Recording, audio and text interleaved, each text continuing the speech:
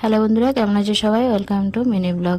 তো দেখো, রান্না বসিয়ে দিলাম, কিন্তু রান্না বসিয়ে দিয়ে ব্লগটা শুরু করলাম। কারকল ভাজিটা আগে করে নিচ্ছি, তারপরে দেখো পেঁয়াজ কষিয়ে নিচ্ছি, মানে পেঁয়াজটা ভেজে নিচ্ছি আর কি।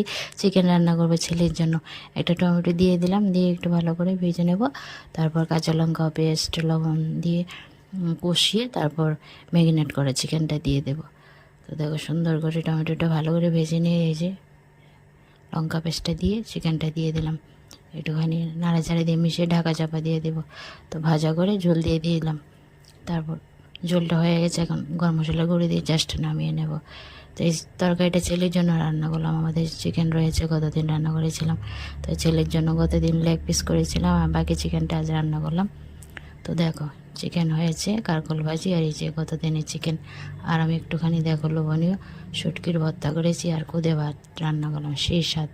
তো কেমন হয়েছে রান্না বান্নাগুলো জানাবে।